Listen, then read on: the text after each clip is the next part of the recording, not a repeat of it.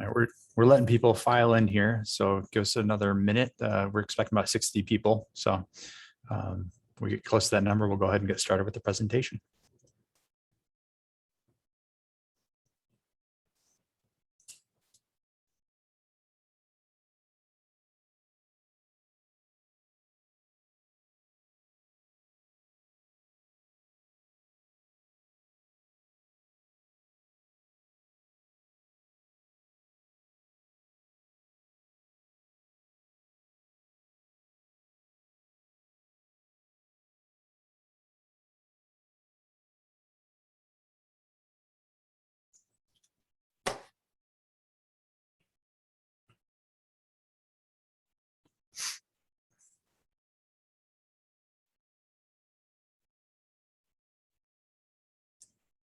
All right, I'm gonna go ahead and share a screen.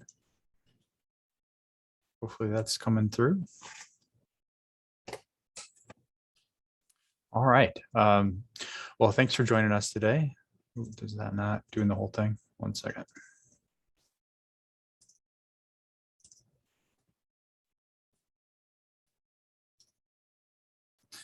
All right. Is that coming through full screen for everyone? Okay, great. Well, thanks for joining us today for a discussion of health and equity in the Chicago region. This is a joint program between APA Illinois and Illinois ASLA. So we'll have you here for about an hour and a half. Yeah, just thanks for joining us. We're going to go through a couple of promotional slides for APA and ASLA, and then we'll get started. So quick plug for APA Illinois. We have a chapter only membership program. So if you're not familiar with the organization, I think, again, as a joint program today, we've got a bunch of folks from different organizations joining us. Chapter only membership is a great way to get involved at a low cost, and you get discounts for our events and get kind of informed of a lot of the networking opportunities happening with planners and policymakers throughout the state. And we've got our state conference coming up October 6th through 8th. The program has been released. You can check out our website.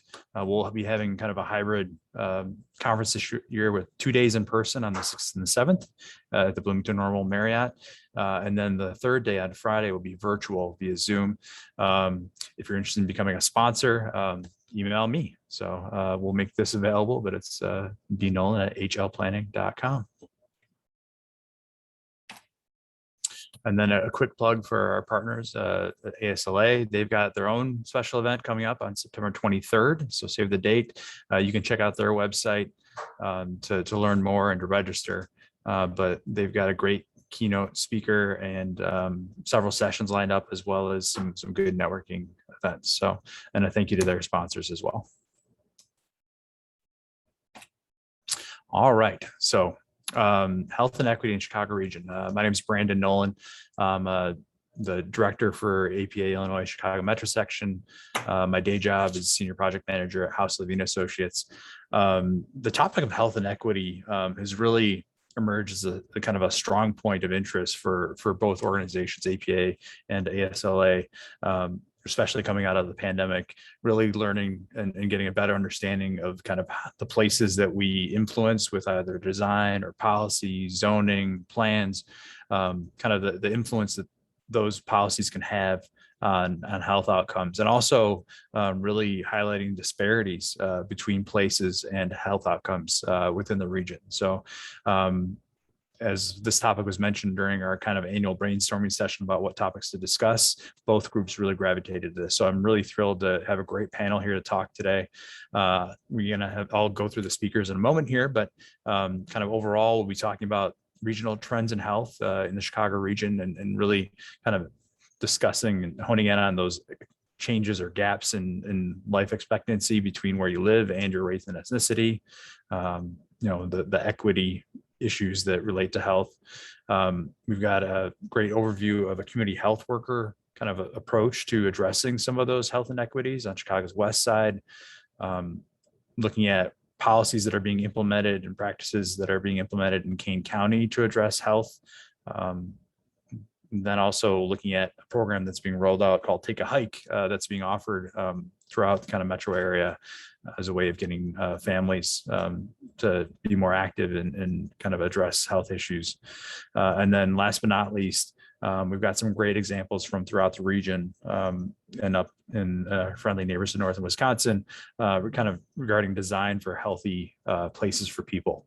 So really trying to look at that whole gamut between policy and planning and design and how we can all help influence health outcomes throughout our communities.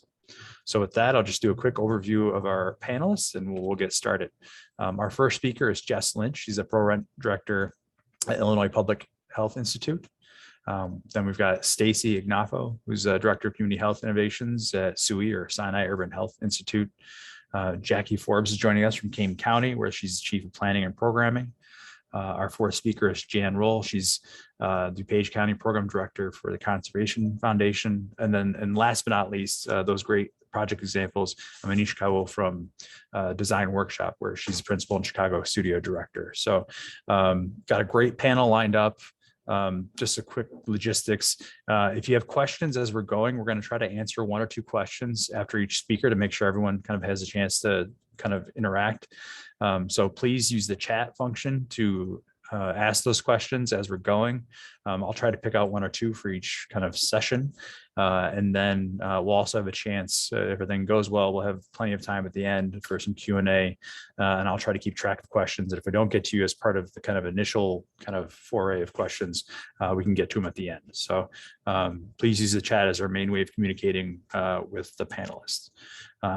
So with that, you've seen enough of my lovely face. I'll hand it off to Jess, who can share her screen and her presentation.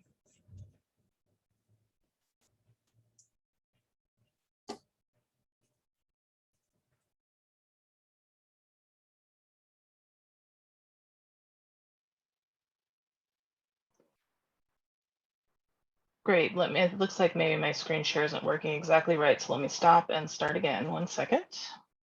Apologies for that. Okay. So thank you everyone for joining us today. And I'll probably be the briefest speaker to really just lay the foundation for some of the key examples that others will be sharing as we go. So as Brandon mentioned, I'm Jess Lynch from the Alliance for Health Equity at the Illinois Public Health Institute. And if you are interested in more information about the Illinois Public Health Institute, you can always check us out online. But our mission is really focused around maximizing health and health equity across the state. And we do that all through partnerships and a lot of work around both planning and policy, as I'll talk about in a moment. I'm going to go ahead and share a quick video now to lay the foundation, and it's just 1 minute, so it actually really is quick. So let me pull that up.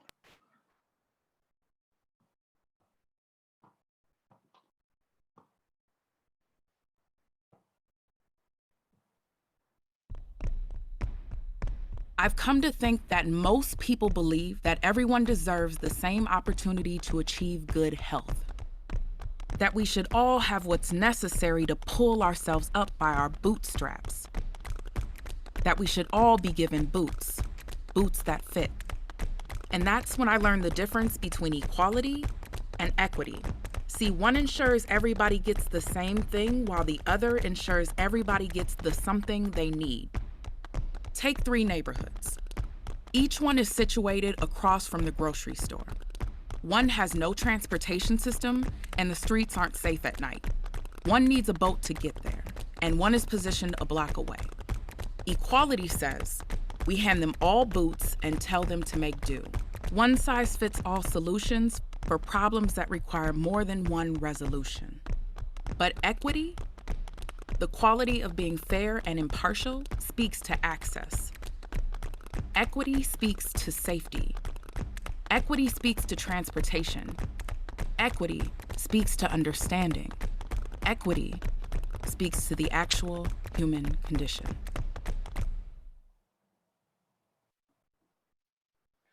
So what I liked about this video in the context of this presentation is that I think it highlights obviously the direct connections between planning and public health, which probably everyone on this call is familiar with, then that's why you've joined.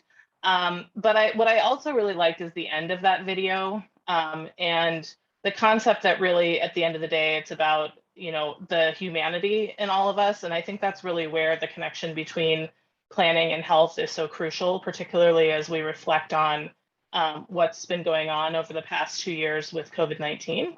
So I'm going to reshare my slides here. 1 second, apologies. Here we go.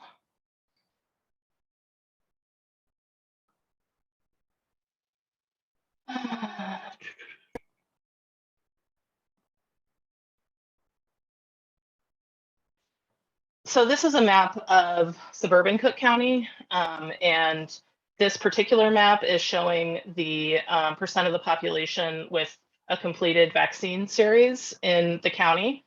Not surprisingly, this map also matches, if you look at a map of, you know, mortality from COVID-19 across suburban Cook County. So we know a lot of the same communities that have experienced high burden of disease and death from COVID-19 are also the same communities that are experiencing challenges in terms of uptake with the vaccine.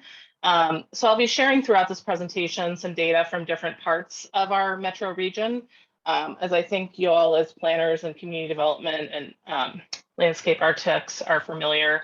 In our Chicago metro region, a lot of the data is not integrated across jurisdictions. So that's the way it is in health as well. So maybe that's an area that we all can work on in the future. But I'll be sharing some data from suburban Cook, from Chicago, and from Lake County in this presentation. And then I know that Jackie and Jan and others will be sharing data from other parts of the metro region in their presentations, no doubt. But I think the thing that I really wanted to also emphasize is that when we think about this from a health perspective and how COVID-19 has impacted health across our region, and particularly in Black and Brown communities that have been most impacted, we know that disease inequities, access inequities, historical inequities, and ultimately how that plays out across lines of race and class, all of those have a profound impact on health. So when we think of COVID-19 and health, yes, the most obvious and immediate impact has to do with how the virus itself is playing out for communities. But from a public health perspective, we also think that the mental health impacts, the impacts on child health and development because of the way the education system has been impacted, and the economic impacts across our region have, in the long run, as much of an impact on our health as the virus itself does. One model that I think does a really good job of showing what I was just speaking to in terms of how all of these different components relate to health comes from the Bay Area Regional Health Inequities Initiative. So I'm just sharing this in case any of you aren't familiar with this particular model.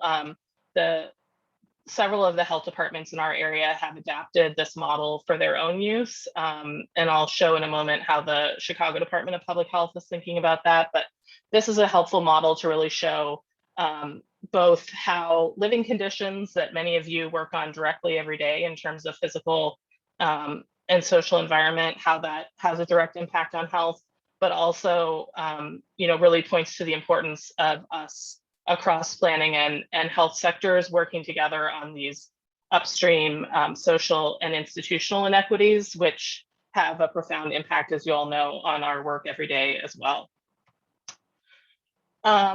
So Brandon alluded to, and I think many of you have heard, that one of the most impactful data metrics in thinking about how health ties to community and to place is life expectancy. We know that communities directly bordering each other can have major disparities in life expectancy. And this is one example of data from Lake County. So as you can see on the left-hand side, there's a major disparity in life expectancy for residents of North Chicago compared to Lake Forest, which, as I think most folks know, are neighboring communities.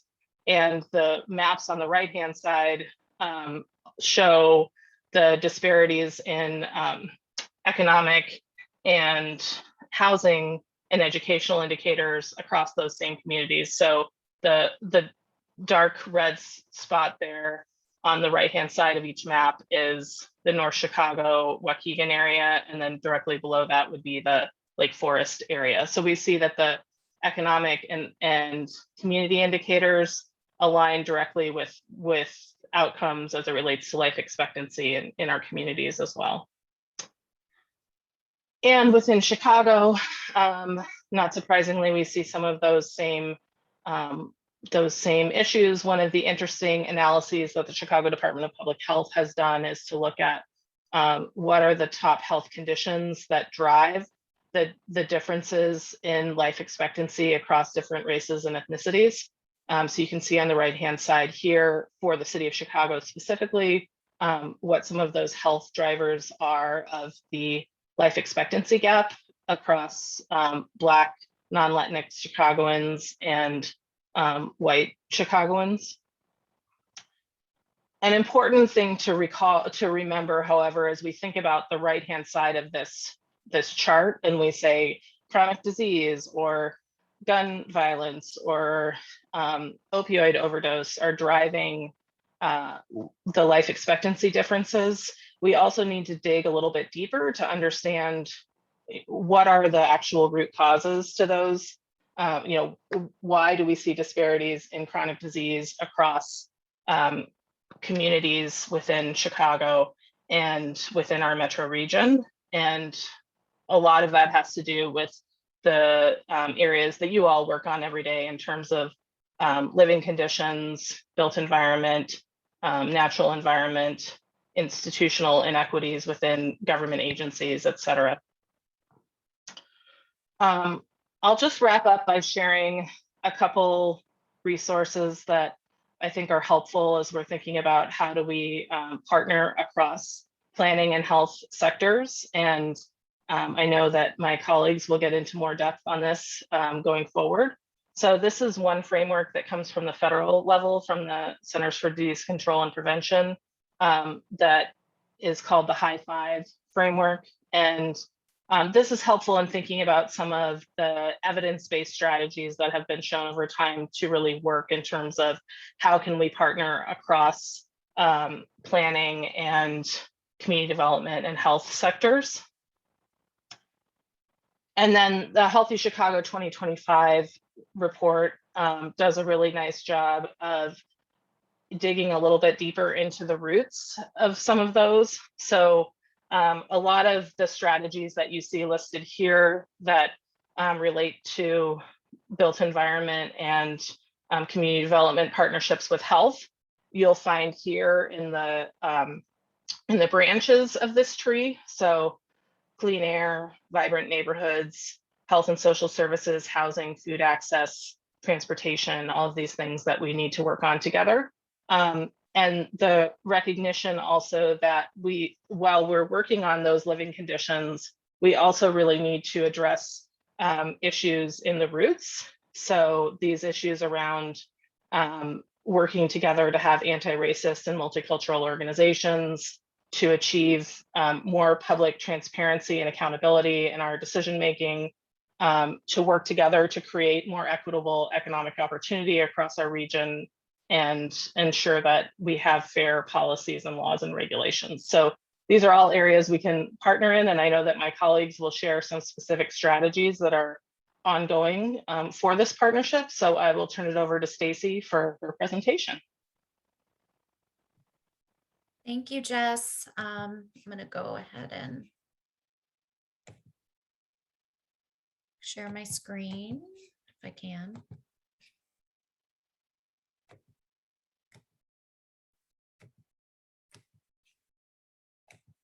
Just 1 minute.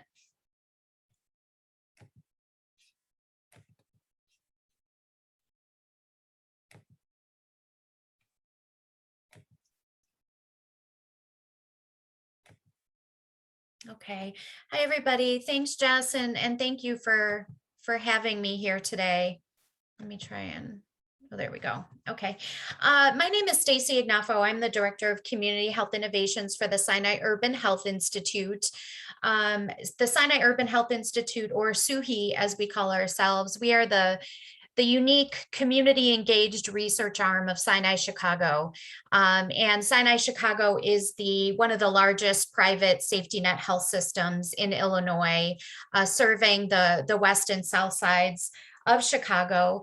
The majority of our patient population are on Medicare, Medicaid, many uninsured, with a very small percentage of our patient population being on private insurance. Just to give you a little bit of an idea of our service area, you'll see this map from the Chicago Department of Public Health on the left-hand side that shows the areas in red really being those community areas that are deemed at high economic hardship. Those are very much of the neighborhoods that Sinai Chicago serves. And then you'll see on the right side that, you know, these are the communities in dark blue that really have the highest burden of COVID, the COVID pandemic. And you know, these are the communities that Sinai Chicago serves, those that have high economic hardship, and not just high COVID burden, but really a lot of underlying chronic conditions such as asthma, diabetes, hypertension, food insecurity. And just to give you a little bit of information about SUHI, our vision is really for all communities to thrive in health. We were founded 21 years ago with our mission really being driven by health equity. We want to achieve health equity among communities through innovation and data-driven research, interventions, evaluation, and collaboration. So we were really founded upon this concern for health equity for the communities we serve. And this shows just a little bit of our SUHI model to give you an idea of what we do. We have a team, our health equity assessment research team, that collects data on the health and social inequities of the communities we serve, and doesn't just collect the data, but really works with community members to help contextualize the data and to disseminate the data. We don't do anything without a very strong and focused community engaged process. And then we take that data and we develop initiatives working in partnership with community and community members to really develop innovative interventions to try to address those health inequities, which you'll hear about today. And that's the team that I work with. And then we evaluate. We have an evaluation team that really helps us put evaluation at the front of all of our work to help us determine effectiveness, sustainability potential, and then how do we scale up our effective interventions. So for 20 years, SUHI has really been one of the early adopters of the community health worker model, which is becoming much more, I think the general public is becoming a lot more aware of the role of a community health worker and who they are. And we've been doing this work for 20 years. So, you know, this is the American Public Health Association definition of a community health worker, which you can read. But really the essence of a community health worker is that it is someone from the communities that we're serving, whether it's a geographic community or it's a shared, you know, chronic disease condition that they have with the community we're serving. Really somebody who is knowledgeable about the community assets, community resources, who can really serve as that link, not only between the community and healthcare, but the community healthcare and social services as well. So I really like this, this picture on the side because it really shows, you know, we do have community health workers that are really community focused and work in community organizations. We also have community health workers that are integrated within the healthcare systems. And community health workers, you know, work anywhere, and we're working on models within schools as well. Community health workers are known as a number of, you know, by a number of titles: outreach educator, coordinator, health advocate, home visitor. And so this picture just really shows the variety of titles that community health workers have across Illinois, Chicago, and the country. And community health workers, there is strong evidence of their impact. They improve health outcomes. They can increase client engagement and satisfaction for healthcare systems.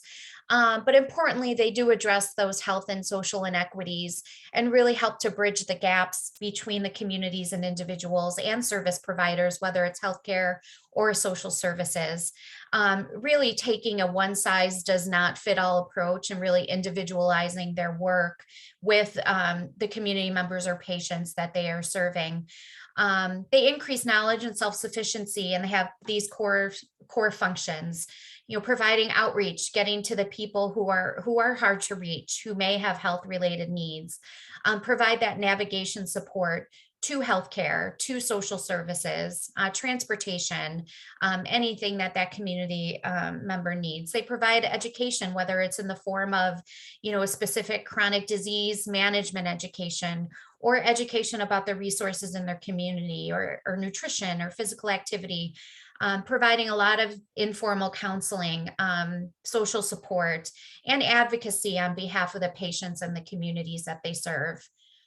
As I mentioned, SUHI has really been at the forefront of developing and researching the community health worker model. These are some of the areas that, we really cut our teeth in the area of asthma management, and have been doing these interventions for 20 years, but really expanded our work to breast health outreach, education and navigation, diabetes, and then a complex care support program, which I'll talk a little bit about each of these so you get an idea of some of the impact and outcomes that we've been able to see through our interventions. As I mentioned, our community health workers, first of all, they are highly trained. We have a training and consulting center that has developed really well-defined training modules, both in the core skills for community health workers, but also very specific disease content. But in the area of asthma, we have over time kind of researched a series of 9 interventions for asthma for both childhood and adult asthma. And really these interventions have ranged from 3 months to a full year, really providing individualized home-based visits for patients, providing that asthma management education, but not only that, really taking a look around the homes to assess the environmental triggers that the families may face in their homes, and help them train on their medical devices. We form asthma action plans, and we really assess asthma control throughout. But our evidence has really, consistent evidence of improved asthma control through the community health worker model by significantly reducing asthma ED visits and hospitalizations, reducing symptom frequency, and overall improving the quality of life of folks who have asthma or their children have asthma. Through our navigation program, we have, our model is really to not have people come to us, but really go out and find those hard to reach folks, and really targeting women who haven't had their mammograms in over a year, providing that level of education, and then really providing that customized support to getting women to get their appointments, to get transportation to their appointments, and even accompany fearful women to their appointments. So you can see we've educated, and this number has gone up significantly, and navigated women to a lot of mammograms. Because of the success of this model, we are in the process of expanding our protocols to colorectal and cervical cancer screening as well. And, also with navigation and our community health workers being in the hospital, we have been able to really get women to really follow up when they do have a problematic screening mammogram. And these are women that we don't know if they would have been, connected if we hadn't been out there trying to, providing that outreach. In the area of diabetes, we have done significant community-based education and self-management education for those who have diabetes. Through our research, it's shown that these community health worker interventions result in significant decreases in A1C levels and really help improve self-care activities that are important to people who have diabetes.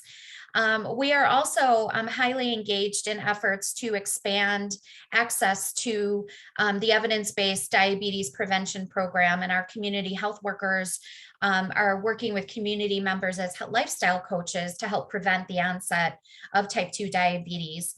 And we're really filling gaps for those that have not had access to DPP. We have over the last several years gone beyond these really disease-specific approaches, although we still do those, to providing a broader models of community health worker interventions.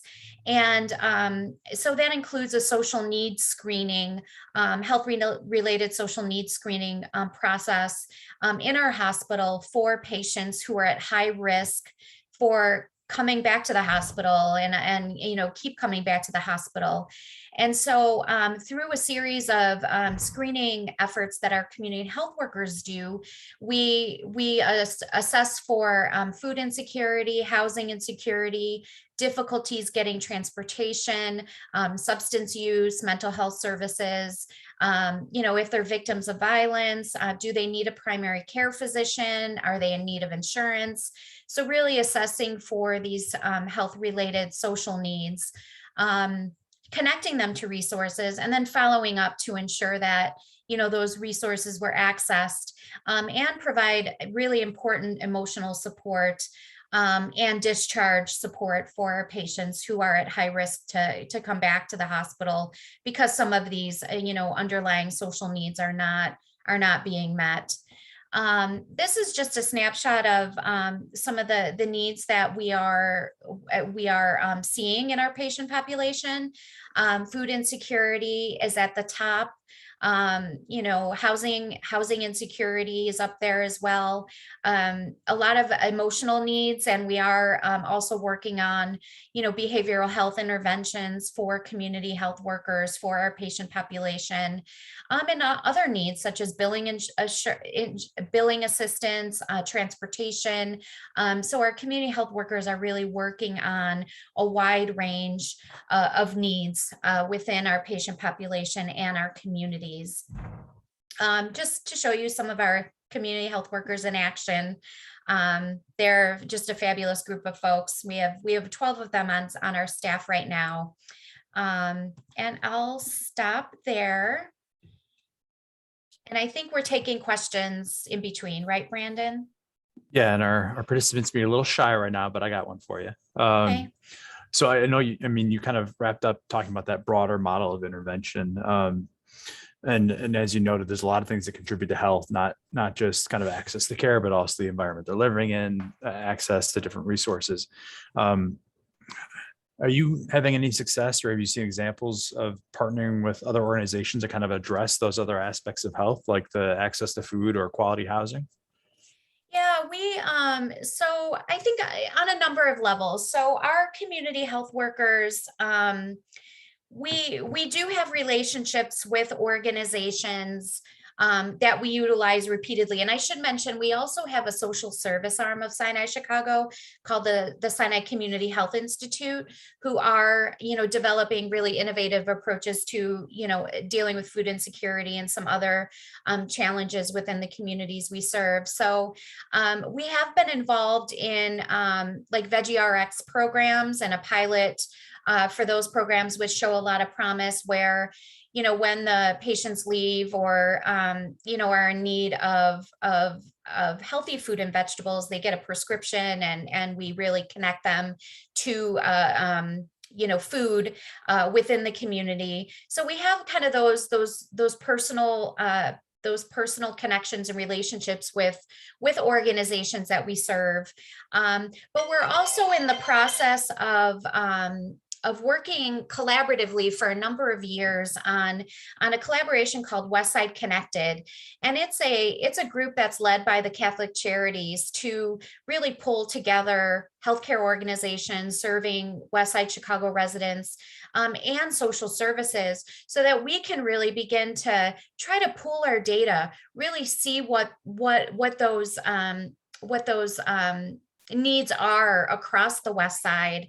And then also, try and advocate for, where we are seeing gaps, is such as, food, where we have gaps in healthy food options for folks. And so we are working on like that collaboration. And I think it has a lot of potential in terms of helping us really define what are those challenges for the community members on the West Side, but also where are there gaps in resources and how can we advocate for those. So those are a couple examples, like, really build those relationships with individual service providers, but also kind of trying to address that collaboratively and really look at, with our strategic partners where we can help fill gaps. Excellent. Thank you. All right. And then, so with that, I think we can hand it off to Jackie now, who will pick things up out in Kane County. All right. Thank you, Brandon. Thanks, everyone. I'm happy to be here. I appreciate being invited to be part of this health equity discussion today. Let me get, let's go. Whoa. All right. Sorry. Let me switch my display. Okay. So again, Jacqueline Forbes from Kane County Division of Transportation. This picture in the background here happens to be the International Walk to School Day event. That's the first Wednesday in October. This is a few years old now. It's our old county board chairman, but just an exciting event that is sponsored by an entity that's supported by the Kane County Health Department and Kane County Division of Transportation. So today I'm going to talk very briefly about health and planning specific to Kane County, why we're even talking about this from a person who works for transportation. And I'm going to talk about health equity focus starting at a regional level with Chicago Metropolitan Agency for Planning, or CMAP, is kind of our regional start, and then bring it down to a county level. I'll give a couple of examples of how we are addressing this in Kane County and then also in the southern suburbs of the Chicago region. So I'll start with Kane County. We have an initiative called Quality of Kane, where by county board direction, the planners in transportation, health, and land use are working together, integrating our plans, programs, policies, so that we include health in everything that we do, or at least address it. Before, it used to be trying to get transportation and land use together, and then we work together in public health and putting those different things as part of all of our work. So that's what we've been doing at Kane County for quite some time now. I used to work for the health department in Kane County, and when I moved to the transportation, I've kind of brought all this work with me and continued that. So just setting the stage for that, this is how we've become excited about including public health, and then now addressing health equity as part of our work. So now moving on to CMAP, again, Chicago Metropolitan Agency for Planning, for those who are not familiar, they have a regional plan called Anti2050, which has 3 overarching principles: inclusive growth, resilience, and prioritized investment. So one of the things, I borrowed this slide from one of their presentations talking about inequities in planning. So right here, they're talking about where we know we have equity issues in the region, and they make it as one of their overarching principles to address this. It talks about the government playing a role in creating and perpetuating racial inequities. And that picture on the right is something that is an example of how we have built some of our interstate highway systems so that it split up neighborhoods, kept people in certain areas, and cut off their access to other parts. In this example is the city. So they have acknowledged this when they put out their Anti2050 plan a few years ago. Here's some data that I captured from the Anti2050 plan. Most of us kind of know this already, but it's just good to remind us that there are differences in our region when it comes to educational attainment, unemployment, and median household income by race and ethnicity. So just a few numbers, some data that you can look at. So what are they doing about it? What is CMAP doing to address some of this? So I'm going to talk specifically today about just the transportation side of things, because that's my area of expertise now. And plus, I think it's something that we don't always think about, that there are things that we can do to address health equity in this. So they created something called these cohort groups. Specifically to transportation, it helps to lower or eliminate local match requirements. I have links throughout this presentation where you can go and get more details. So if you click on that cohorts links, it will tell you the cohorts, what communities in each cohort, and then also how they develop the cohorts. But it's really about population, per capita, tax base, and income for each community. So when CMAP has federal transportation funding, they are able to distribute it in a couple of different ways to communities. Generally, the percentage is 80% federal and a 20% local match on those transportation funds. But some communities simply cannot come up with a local match, their 20%, to even start a project. We're talking about corridor projects, intersection projects, some of them that would include sidewalk improvements, streetscape improvements, lighting improvements that will have an overall effect on a community and also help with their public health issues. So they had these cohorts in place already for their local technical assistance program. And what they did is they made available something called a tollway development credit to help pay for the engineering phases of a transportation project. Very simply, there are 2 phases of engineering before you can start construction in transportation projects. So most communities in the lowest cohort will not even be able to start phase 1 engineering or preliminary engineering, and therefore would not be able to participate in some of these federal funding sources. I'm talking mostly about surface transportation program, and the shared fund is one of the largest pots of money. There's also the STP local funds. Those funds are distributed to 11 sub-regional councils who also distribute money to their communities, and I'll talk about that in a moment.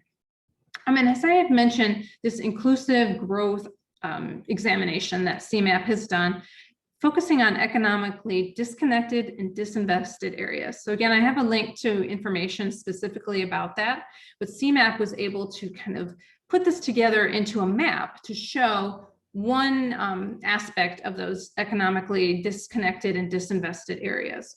This inclusive growth map shows the percent of facility users who are people of color under the poverty line. And then the darker the colors there, the pinks, purples, blues, is where you have a higher percentage of the folks who are using the facilities. So I'm going to point out, this is not community-based, this is actually facility-based. So a roadway, a train line, things like that. So not necessarily communities. So if I again have a link here, you can take a look at this map up close and see the different areas.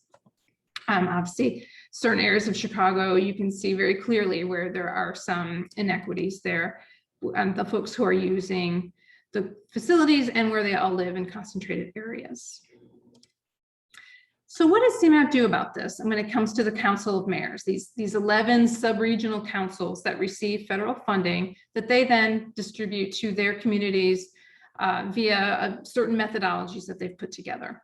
So what CMAP required is that all of the 11 councils updated their council methodologies to address some of these issues. So the way they're going to distribute the funding is changing a little bit to try and address this. There are certain planning factors that we had to put in our methodologies. 25% of our points had to be these planning factors, and you could choose from these different options on the screen.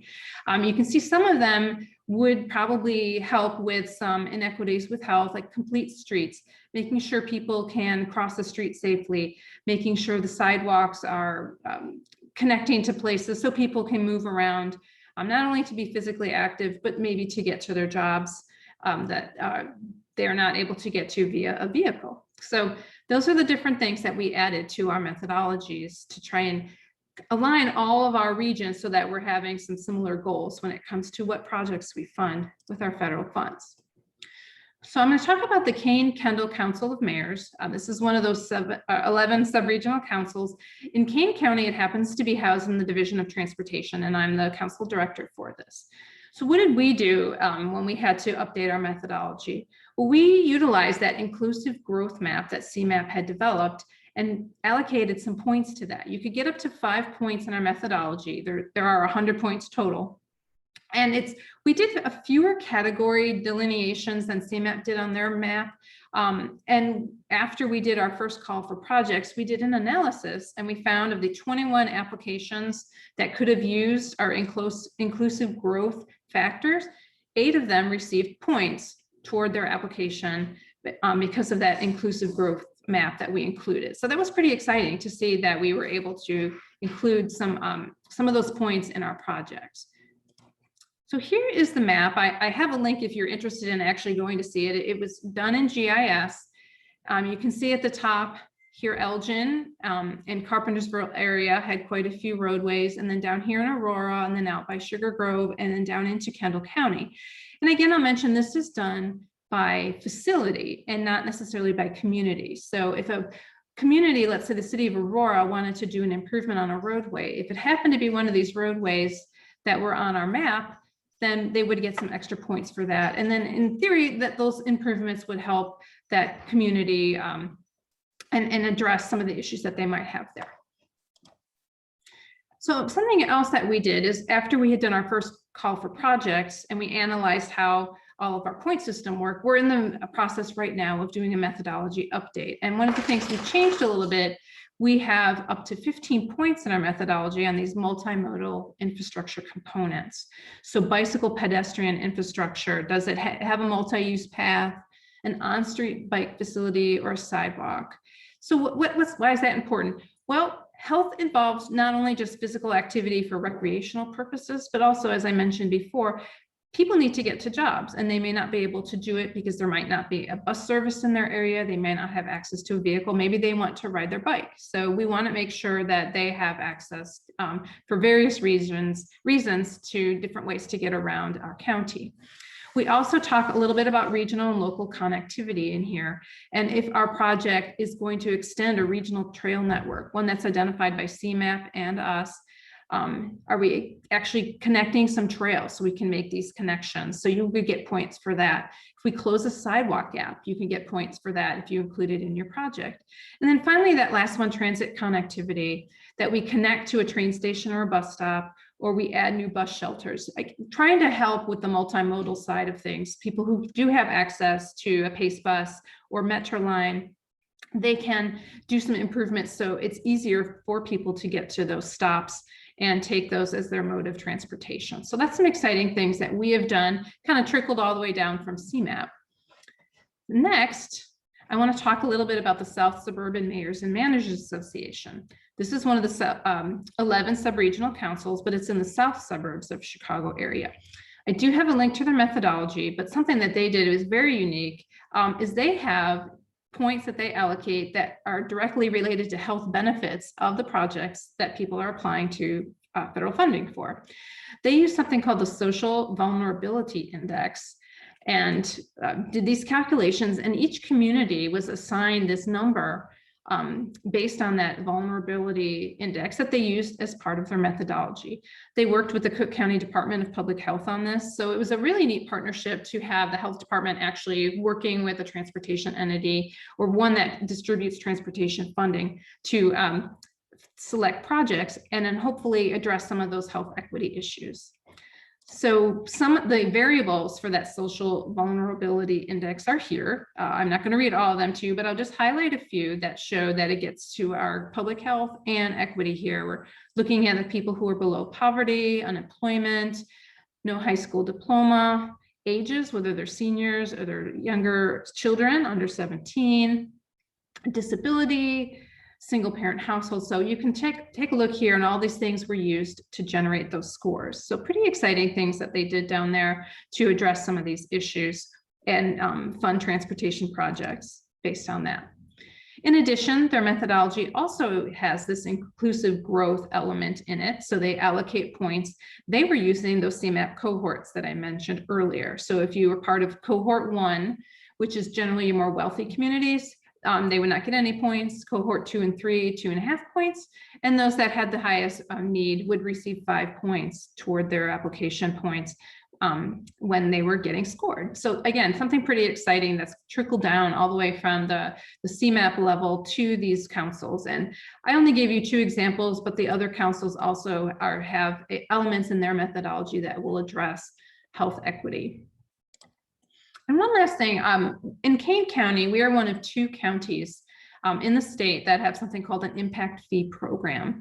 What this is any new development anywhere in the county, the developer must pay a fee because of the impacts it has on the roadway system around it. So if you're building a new target, you're going to generate more trips and therefore put more wear and tear on our roadways. So we charge this fee. I won't go into too much detail.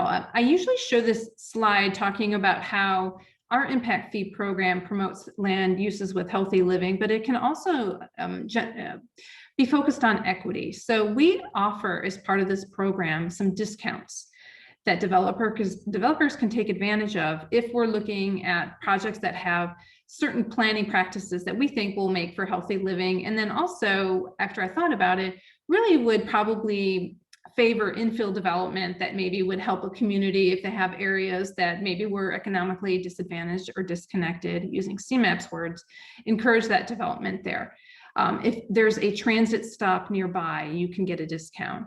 If you have a proximity to multiple land uses, so you're not putting a development in the residential area and the person's going to have to hop in their car and drive somewhere, but rather you locate it where a person could walk to a retail store or a clinic, a pharmacy, something like that, a school or a daycare. The density of the project, I will mention this is for both residential and commercial projects, but the density of the residential, if you wanted to build an apartment building versus single family homes, you can get a discount on your fees that you have to pay. And then finding walkability. Are there sidewalks that connect to the front door of your development or your retail establishment? Is it near a transit stop, as I mentioned? So there's different ways that you can actually get discounts on this program in our county, and it goes toward health equity, trying to focus different developments in areas where it's appropriate and people won't necessarily have to get in their car to get around, but maybe they can walk there instead. So that's my presentation. Thank you, everyone.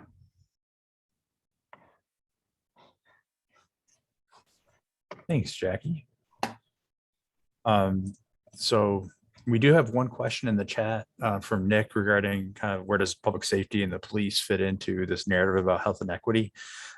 Nick, I think we'll park that one and do it maybe at the end for the broader group to discuss, just because I don't know if that hits right on with what Jackie's content was. But I guess I had one question for you, Jackie, and it was as you're rolling this idea of the kind of the equity methodology out, was there any pushback from the council kind of regarding that change or that shift? Yeah, we definitely had some good discussions about it. I think some communities were concerned that if we started focusing all of our work on certain areas of the county where we know maybe we have lower income folks, or using, again, CMAP terms, economically disadvantaged or disinvested areas, then they would lose out on some of these federal transportation funds. So what we did is we made sure on that inclusive growth map that we did, that we focused on the facility, and we were able to show people, look, we're not saying it's everybody in the city of Elgin or every roadway in Elgin, but only certain ones, and look in all the other places in Kane County where you could get points for that. And also sharing with them that it was a regional priority for CMAP and that we wanted to align our work with them. So eventually most people came around and said, okay, that's great. And I also recall one person who had some issues with it, ended up receiving points on a project because one of the roadways they selected happened to be on that map. So it was a kind of a win-win with that. But good question, because it did kind of have a little bit of consternation for some people, but I think it ended up being great because as we saw, we were able to fund projects. Yeah. And just a little bit of timeliness here. I mean, you mentioned the kind of the metrics dealing with equity and kind of users of the different facilities, but that local match was just eliminated at the state level, right? For sidewalks and trails. So that's a shift at the state level that's going to have some great implications, I think, for addressing equity issues from transportation side. Yeah, absolutely. So, and again, I think there's another comment just added about looking at impacts, benefits of local park district facilities. I think we're going to tackle that partially with some of the next couple of speakers here. So I'll park that one. We'll come back to that comment as well at the end. So with that, I think we can hand it off to Jan. Okay, thank you, Brandon. I'm going to share my screen now. And from beginning, there we go. So my name's Jan Rail. The DuPage County Program Director for the Conservation Foundation. And some of you may be wondering why a conservation program is working with community programs such as Take a Hike. But just to start out, I just want to tell you a little bit about us. We're a non-for-profit. We've been around since 1972, and our office headquarters are in Naperville. You can see this is actually our office here, and we're surrounded by a 60-acre organic farm. Lenore McDonald donated the property with a conservation easement on it, stating that it has to be used in perpetuity as a farm. And it's permanently protected. And this is our mission. So our mission is to improve the health of the communities by preserving and restoring natural areas and open space and protecting rivers and streams and waterways. And we are an accredited foundation with the Land Trust Alliance, which means we have sound practices and governances. And we operate in Kane, Kendall, DuPage, and Will counties, and a little bit in DeKalb, LaSalle, and Grundy.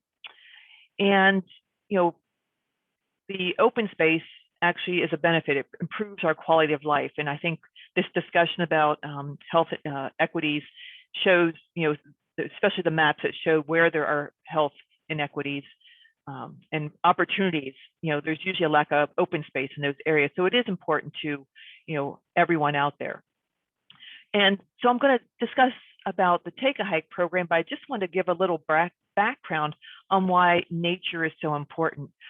Nature makes us more creative, more empathetic, and more apt to engage with the world and each other.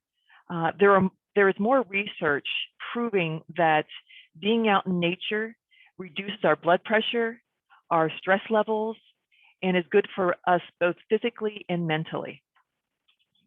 And we should no longer think of being out in nature as a perk or a luxury. We need to start thinking about it as part of a wellness program. And this is where the Take a Hike program comes in. So we started a NatureRx coalition, which is a group of school educators, forest preserve, park district, recreational facility agencies, and also the healthcare industry. And we are working currently with Edward Elmhurst, the Naperville Park District, Elmhurst Park District, and the Forest Preserve District of DuPage County with this Take a Hike Challenge. And this program is meant to encourage families and individuals to get out in nature because of the benefits we have seen that nature provides. So actually the program starts today. You can register online. It's and I'll show you a little flyer that shows it, but if you just type in Edward Elmhurst Take a Hike, it'll take you to the website also. So as part of this challenge, you from September 1st through October 7th, 27th, through that 8-week period, you complete one hike, and the length can vary, and there's two options to do additional hikes if you want. And after that, you get a reward for that. And that's part of it. Was we wanted to motivate people to go out in nature, and we thought an incentive program might be beneficial. And I'll show you what you get when you do the hike later in the slides. But it's also, this program is free to everyone. So, and it's actually, even though we're based in DuPage, it's Brandon had mentioned earlier, you can do it in other counties too. So this is the flyer over here that describes the program. And down here at the bottom is the program has where you can go to register. And then this is the tracker. So you'll complete your name, age, and email, and then you track it each week. And then after you complete that, you turn it into an agency that I'll show later. And so if you go to the website provided by Edward Elmhurst, they have a map here that you can actually enlarge if you click on it. And each of these buttons is a location in the counties, the regional, the outlying counties. So there's Cook, DuPage, and Kane. And each of these buttons, when you click on it, something like this pulls up, like I had clicked on Blackwell Forest Preserve, and it gives a length of the trail, the parking lots, what you can expect when you go there, and also the address.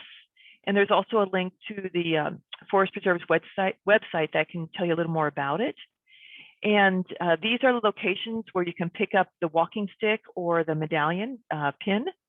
And we're going to distribute distribute them throughout these different, from these different locations.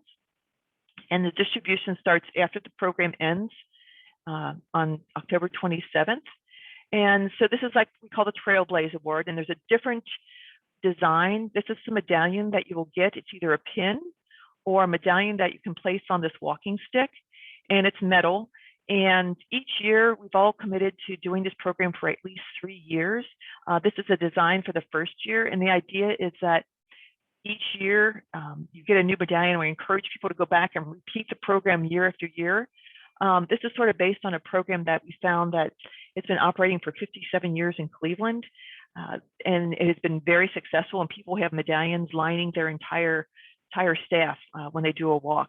So we thought the staff might appeal more to children. I know when my son was in Scouts, he really wanted to get the walking stick, and he had like a little leather thing on it that, you know, marked his achievement of 50 miles. And the pin was more for like lapels or, you know, put on a backpack. And so we know that some people may be uncomfortable going out in nature, especially for the first time if they're not familiar with an area.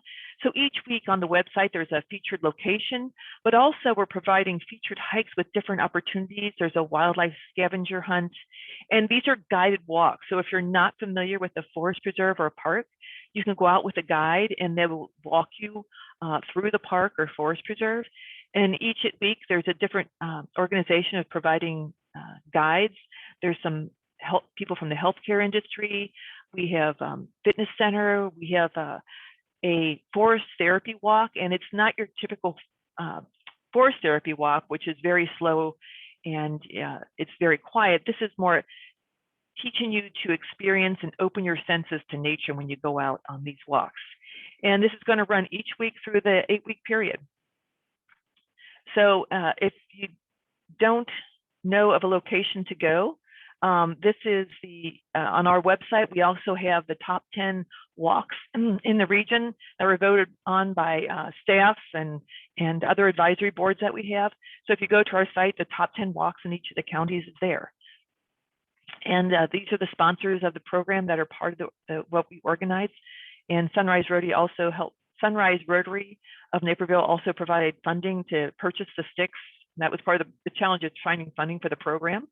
And it's a very short presentation, but this is my name, my contact information. So if you have any questions, you can reach out to me. I'd be glad to help.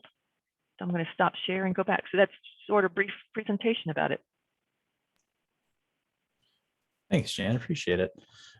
So there was a follow-up comment that someone had asked, kind of what are the benefits of, you know, trails and health and wellness. I think you touched on that a little bit, and then Jess actually shared a link with the National Park Service, kind of touching on that. I don't know if there's any other resources you know of to kind of get at that. You spend a little bit of time on it. Yeah, so I can type it in chat. There's an organization that we are also part of. It's Nature, Culture, Human Health, NCH2. And it was started by Dr. Teresa Horton, who is partnering with us, and she's actually worked with us on our Nature RX program here. She's with Northwestern University, and they really follow up on the research that is done for the benefits of your health benefits of being out in nature. And I will provide a link to their newsletter and stuff. Excuse me, I can put it in chat and I can send it to you too, Brandon. Okay. But and that can be sent out later.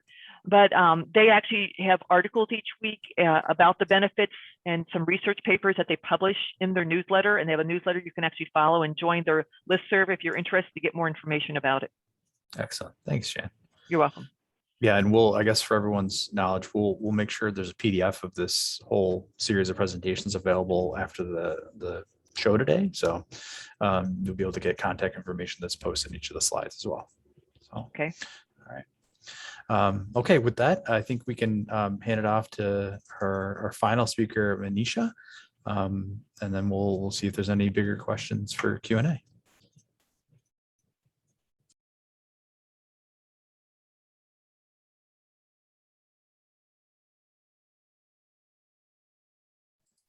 Thanks, Brandon. My name is Manisha Kaul, and I am a landscape architect with Design Workshop in Chicago studio. I'm really thrilled that you invited me to this really important conversation about health and equity in our area. So my fellow panelists very ably talked about all the health policies and programs that are available out there that have demonstrated outcomes of equitable access to health and community. And I will demonstrate some ways in which our landscape in the public realm can really support a healthy community. So a little bit about Design Workshop. We are an employee-owned firm born out of the pursuit of ideas. Our genesis has been in academia in the year 1969, and for the last 51 years, we have been creating places for people through our legacy design approach. And what that is, it's an approach that integrates considerations for environment, community, economics, and art to create memorable places for people that we can leave as a legacy for the future generations. And our legacy design approach is performance-based and is evaluated through independent third-party organizations. Landscape and the built environment are varied and critical to a healthy community. And since built environments are diverse, so are our project types. Our project process involves a series of steps that start with understanding the dilemma or the problem, and then creating a thesis around the goals collaboratively with the client and the community. And aligning the project process with program and diverse perspectives through stakeholder and community engagement, it results in creating healthy and resilient places for people. The opportunities to create healthy places for people exist across every sector of the built environment. And as we plan and design and execute our new public spaces, we really need to find these synergistic opportunities to improve our natural environment and be stewards of our land resources while strengthening the community linkages. And if we adapt in this manner, we will also improve human health. The public landscape not only provides places for community building, but also provides important nodes for mental restoration and physical activity, particularly highlighted in the midst of the COVID-19 pandemic. The public realm settings are a microcosm of the larger urban environments, and as such, they can have a direct impact on the physical and mental health of the users. The value of landscape in a public setting is that it can really promote the overall positive community experience and support the whole body and mind, which results in a resilient, equitable, and vibrant community. So today I'm going to demonstrate some of the projects in which our landscapes can support a healthy community. The first way is really by integrating many different user interests and inspiring the community through embedding energetic programs into the landscapes. This particular project in Green Bay, Wisconsin, created opportunities for active recreation program alongside the more beloved community activities, and with a transformation of a parking lot into small group play areas, kids play areas, and even integrating passive use areas like multi-purpose lawn and movable furniture into the space. Fun activities are created for the winter through sledding hills and plaza converted into an ice rink. There were some of the ways in which an active play theme transformed an otherwise highly underutilized parking lot into a place for people seeking varied experiences. As the traditional malls are experiencing decay across most of America, we have our fair share in the Chicagoland area, as all of us know. And some of the everyday places for people are experiencing a need to transform and provide more than just a single use activity. These places of everyday mundane activities can be transformed into places of joy and celebration of the family. This project in Melody Farm in Vernon Hills does just that. It takes places between retail areas and converts and creates fun places for kids, as well as multifunctional places for farmer markets ahead that supply local fresh produce to the residents. The opportunities at various scales are created for people to experience outdoors, and the comfortable pedestrian environment that are also performance-based by reducing paved areas, improved microclimate, and plant habitat through shade from trees and planting beds with diverse habitat. These places are also places where people have an opportunity to express themselves, whether on walls or in front of uplifting signage and wayfinding. The overall intent is to support places that make people smile more. Extending the use of outdoor spaces also supports the health of a community. This project, which was a 16-block revitalization of Wheaton downtown, created places for people by reallocating spaces from active vehicular use within the existing right-of-way. So we took spaces that were originally allocated to travel lanes to create small, varied scales of places for people to be in.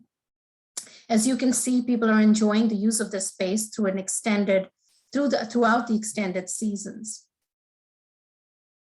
These are some other images from the same project on Front Street and Wheaton, which was the first phase of this multi-phase transformational project, of which the phase 4 is currently in design and execution. Healthy environments for people to imbue a healthy living lifestyle. So the last project that I will share with you today is one where the main goal of the project was really to embed equity and inclusiveness, which also has a huge bearing on the health of a community. This project, located just south of Belmont Harbor, is the AIDS Garden Chicago, soon to come, AIDS Garden Chicago, and conceived through the efforts of Alderman Tom Tunney and various civic and community organizations. The garden is conceptualized as a place of reflection, celebration, hope, education, community, healing, and inclusion for all, including all the people and families and friends of people that have suffered the devastating effects of the AIDS pandemic. The project location is symbolic in that it is the place where the LGBTQ+ community gathered in the 1980s to celebrate community and joy. And the garden has different zones that start with the main entrance off of the Lakeshore Front Trail. A serpentine path leads the visitor through the Unity Garden into a Reflections Grove. And as you emerge from the Reflection Grove, you are in the Celebration Lawn with a 30-foot tall Keith Haring statue in the horizon. And I'm sure many of you that have driven on Lakeshore Drive have noticed this new addition to the Lincoln Park. Here are some other images of the future Reflection Grove and the Celebration Lawn with the Keith Haring statue. And I'm happy to report that the garden is very much in construction and will be coming soon to the magnificent Lincoln Park along Lake Michigan. Thank you. And with that, I will stop my presentation and happy to take any questions. Thank you. Looks like there's a couple of questions in the parking lot still. And then I guess just one to kind of kick things off. You'd mentioned the philosophy of legacy design kind of early on in the presentation. Can you expand on that a bit about how you see that philosophy and its connection to health? Sure. As we know, opportunities to create healthy places for people really exist across every sector of our built environment. And as we plan, design, and execute our new public spaces, we need to really find these synergistic opportunities. So our legacy design philosophy really imbues an environment that is at the cusp of looking at environment, looking at artistic opportunities, looking at community building, and looking at art as ways to really bring health and community into the public realm. And that's where our philosophy of legacy design really helps to create impactful projects for the future. Thank you. All right, so we're gonna go back to just a couple questions, and I think one came from Nick. I want to make sure that maybe the larger group can respond.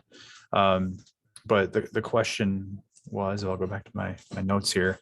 Where do police fit into equity through safety narrative, particularly in consideration for risks perceived or real they themselves may be associated with in communities of color? I think, yeah, police, and also now obviously violent crime across the board is a health issue as well that has equity kind of traits as well. So I don't know if the group has any thoughts on that aspect of community health in design and planning. I'm happy to start. This is Jess, and then I know there's a couple folks on the panel whose organizations have some specific violence prevention initiatives that they might want to speak to. But as I was reflecting on your question, Nick, and I really appreciate it, there were a few things that came to mind for me, primarily focused in Chicago, just because that's where I'm most familiar with kind of how the public safety and policing conversation is playing out as it relates to health and community development. So one thing that I think is helpful for folks to know is, you may have seen in the news that actually this week or last week, the Chicago Department of Public Health and the city are rolling out these new alternative crisis response models. There are 3 different pilots that are going to be happening, which involve different constellations of police responding with mental health professionals, social workers, or others to public safety concerns that probably merit more of a mental health response than a police response. One of those 3 pilots is actually going to be a pilot that it involves solely the mental health responder and not a police response, depending on different types of determinations around those calls. And so that those alternative crisis response models, I think, are something that all of us in the health and planning field should be kind of keeping an eye out for, understanding how they're working, and hopefully being able to then support the implementation of the models that work in a longer term sustained fashion. So that's one thing I just wanted to make sure that people were aware of, and I think is a real opportunity, which also ties into, particularly in the city of Chicago, a lot of the organizations that are most involved in violence prevention are community development type organizations, be those CDCs or other community action agencies, et cetera. So often the same agency, like APA or Greater Auburn Gresham Development Corporation will have both a health outreach team and a violence prevention outreach team. And most often those teams, do actually coordinate with each other. So I think there's opportunities through community development organizations to facilitate more collaboration and discussion around how planning and public health folks work together to address public safety and support more appropriate responses for public safety in our communities. And then the last thing I wanted to mention, and I'll put the link in the chat, Enterprise Community Partners put out at the end of last year a healing-centered community development toolkit, which is really interesting and focused a lot on affordable housing developments and ways to integrate a healing-centered approach to community development through design and programming. But it may also have relevance to other work that folks on the phone are doing. So I'll put the link to that healing-centered community development toolkit as well.